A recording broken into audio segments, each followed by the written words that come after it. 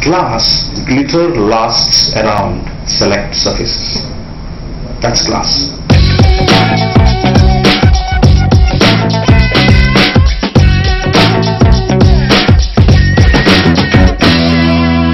My name is P Nagaraj. I'm an architect, BR graduate from Goa College of Architecture. Came to Bangalore in '92.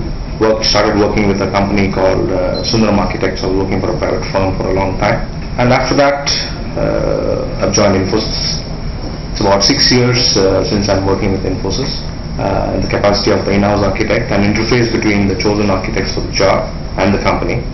And well, from there on, we have worked with many architects on many projects, many interesting projects, a lot of innovative projects. Same domain has been involved in many of the projects that we have worked on. That's my background. One of the most interesting projects and the most challenging project that I handled from my previous company was the Contido Indoor Stadium, which is more of a concrete structure and concrete challenge. Not much of glass used there at all. That has been one of my exciting projects because it's very technical. And as you know, architecture is a never-ending story. It can go on and on. There's nothing called this is the best. The best is yet to come. So nobody knows what's the best.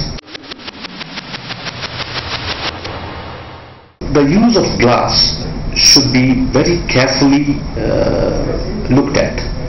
Glass should be used and not misused. It is very important that an architect chooses the way he uses glass in a building, the way he dresses up every day to see a client.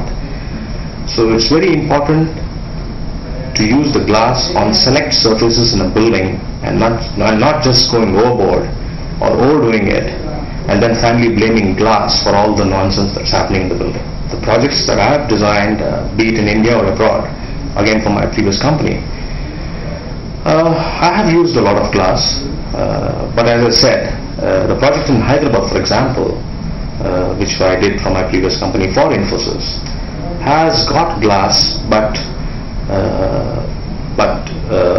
very selectively used and not gone overboard. A very balance between plastered surfaces and the glass used. And look, you see, it's like architecture is like frozen music.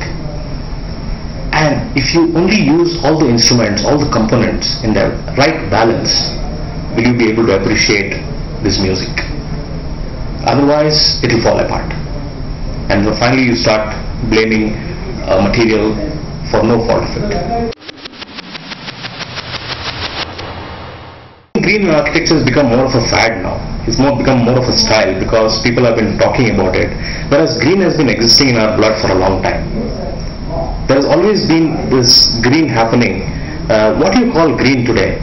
Today, the food that you eat, what your mother cooks for you is green. Because they all know the right component to be used, they know the right recipes for it. It's like using the right recipe. We have somewhere down the line forgotten about this recipe. You know, we have started eating the West and we have forgotten totally where we belong. And now we have started coming back to those days and trying to revive things that our ancestors have already done. Yes, it's very important for an architect to not to embark on a design the day, the moment he's been asked to design something.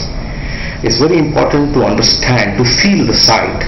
The architect should walk the site for days together before he or she embarks on a design.